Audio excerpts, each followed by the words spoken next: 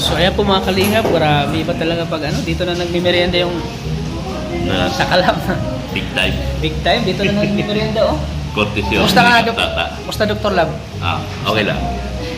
Kumusta ang grabe yung channel mo ngayon, Dok ah? Sobrang napakataas ang views. Super pleased lang. Grabe ka. Siniswerte. Congrats, Dok. Ha? Siniswerte. Kahit ano i-upload mo, Dok ah. Diyan ka namin galing. Hindi ka mapigilan, Dok. Biglang marurot ka, Dok. Grabe ka. Alam mo talaga. So anong pakiramdam mo, Dok, na biglang marami nagsusuporta sa'yo? Nagpasalamat ako lang. Una, sa Panginoon. Pangalawa, kay Kuya Bal, Linga Prab at Athena. Dahil sila naman lahat ang dahilan nito. Bakit? Narating natin ito. At sa mga subscribers, viewers at mga sponsors, thank you so much sa inyo. Malaking naitulong po niyo sa akin kaya narating ko ito. Siyempre, ikaw na kay-scout kay di ba? Kay Beyonce. Yes, tama po si Beyonce. Ako po ang nakadali at naka-shout po kay Beyonce. At nirefer mo kay Kalinga Prab. Salamat ako ng marami na after ng ilang vlog ko, kinuha talaga. Doon ako nagpasalamat ng gusto kay Kalinga Prab. Doon ka mas umangat dahil sa EDC. Yes, I see. Doon ka nas nakilala kasi kung ano yung suporta nila kay Beyonce, ganun din yung suporta sa'yo. Ayun, nagpasalamat talaga ako sa mga EDC Universe, Kalingap EDC Global Supporters, Kalingap EDC International Supporters, Adrian Lovable Supporters, EDC Fanatics, Solid EDC Singapore, Ay, grabe dami yung supporters ah. Solid EDC Fanatics. Sana maambunan man lang ako ng mga supporters mo. Yan, Adrian. Ikaw kasi, RG lang dinadala mo. Kaya medyo nahihilo sila sa'yo dahil hindi mo dinadala sila. So dapat, itukan mo ng EDC. Oo. Kaya lagi akong sumasama ngayon. Magbigay ka ng bulong mo mamaya. May bagong bulong. Ayan. May bagong bulong tayo mamaya. Maraming bulong. Katabi mo si Ido, wala kang bulong doon na nakukuha. Maraming ka nakukuha doon bulong.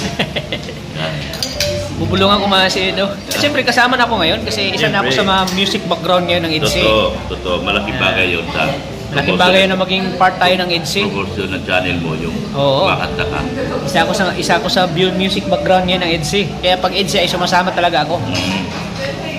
Alam mo na yun ang EDC dahil ang dalawang version ng EDC kasi may EDC Love Team, may Marimar kay Kuya Bal. Yun. Yun ang nakakaano ngayon, pataas ng ano masyado yun ng papahype ng gusto dun sa serye ng Love Team, yung pagkaroon ni Kuya Bal ng Marimar. Yun. Doon talaga nag-hype ng gusto. Doon na mas ano siya, umangat siya. Dumami ang kanyang dahil maganda rin yung version ni Kuya Bal, Marimar version. Oo, yung Marimar version. Maganda yun. Maganda yun. Kapanood ko yun kay Kuya. Talagang sikat na sikat si Marimar nung panahon nun. Oo. 90s. Kasi yung kagandahan ni Beyonce, parang pang Marimar din talaga. Talaga? Yung karakter niya, Oo, karakter niya. Yung karakter ni itsura Beyonce, niya, yung itsura. forma, saka yung lugar niya nasa tabing dagat. Oo, yun. Yun, isa yun sa naging dahilan kung bakit sobrang lakas ng Beyonce. Oo. Grabe talagang inaano ngayon ng mga viewers, talagang Oo. tinatangkilik nila. Tama ka dyan. At sobrang lakas ng chemistry nilang dalawa. Totoo yan. Bagay kasi pareho silang single, parehong crush nilang isa't isa. Yun. Ang bulong. Oo. Yun ang bulong. Bulong. Alam Yun nila. ang bulong. Yun ang bulong. Sabi ko nga, pinakausap ko si Ido, kahit na saan man makarating yung relasyon, meron man kayo, wala tayong aminan. Kahit magkakabibi na kayo, wala pa rin kayong inaamin. Oo. Ang bihira. Wala pa rin inaamin. Hindi, once na umamin ka, nawawala ng hype yung teleserye. Oo. Tsaka, isa sa kasi sa pinakamaganda dito dahil hawak sila ni Kalinga Prab Yun. na hindi babagsak ang kanilang community. Hindi katulad ng mga nagdaan na teleserye, Love Team.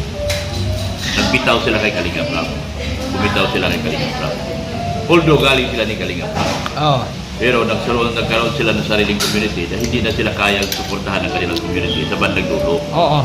Kaya, iba ito. Kasi itong dalawa na ito, hindi bibitaw kahirap. Oo. Oo, alam natin na manatili sila kahirap. Kaya talagang mananatili silang viral. Up to the end talaga. Oo, meron talaga sila. Kasi si Ido, hindi naman si Ido, hindi man malabong man yan mag-vlog na Beyonce. Pero although, bagong bulong. Bagong bulong. Although pinapayagan na isama. Oo. Bulong na naman to. Bulong na naman. Kayo na naman, Oo, bulong na naman yan. Ha, may bulong na naman kami. Oo. Ha? Pinapayagan na isama. Sama-sama, lalo na doon sa pag-vlog kay Arjun. Kasi doon nagkaroon ng hatian ng viewers. Kaya malaking bagay yun. Siyempre. Thank you, Busing. Kuhanan mo si Busing.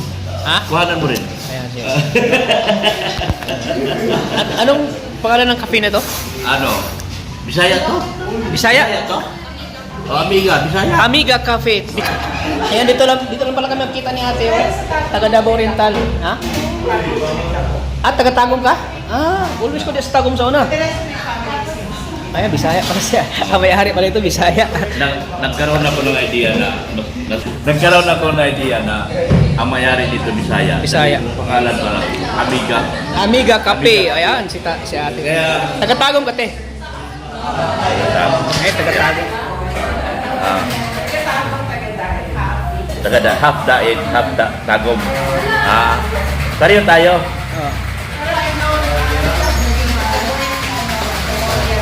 Davao Oriental. Lambahon. Kami. Hindi ko pala... Kay Kuya Bal kay kami. Kuya Bal kami, kay Kalinga Prab. Mga black. Ayan, sa mga nais pong gusto magkape, magmerienda, punta lang kayo dito sa Amiga Cafe. Amiga Cafe. Cafe, yan. Tagada. Ito po. Bisaya pa lang may-ari nito. Ito kanina, nakitaan ko ng duda ko na may Bisaya ang may-ari. Amiga Kasi Cafe. Amiga. Oo, Amiga. Pero matagal din natin kasi naitanong, kung di mo naitanong, kung di ka nagtanong kung anong coffee shop ito, Oo. hindi natin malaman. So nalaman natin Bisaya si Ma'am. Oo, Bisaya. Siya ay Ay, grabe, lamig ete. Lamig kayo. Pertigin ka, lamig. Lamig ka, lamig kayo. Lamig ang bingka. Kama nagaluto, te? Grabe, lamig kayo. mura nagbudbud sa tanhay. Murag bingka sa, bingka sa sulop. Murag bingka sa sulop. Ang lamig, ayun. Ayan, di na pa inaasahan na may kababayan pala kami dito. Si ate may-ari. Fairview 3. Bisaya pala. Pasok mo sa gate, yung pinakamalaking bahay, Serap, yung anak. Habang nag-usap ko. Ang content namin, may hirap. Muran pagtulong. Pagtabang. Pumbre, karong balay. Pero wala kami balay. Wala kami bahay. In real life, wala kami bahay. Pero namimigay kami ba? Namimigay kami. Ha? Oo. Wala man kong bahay dito, pero namimigay akong bahay.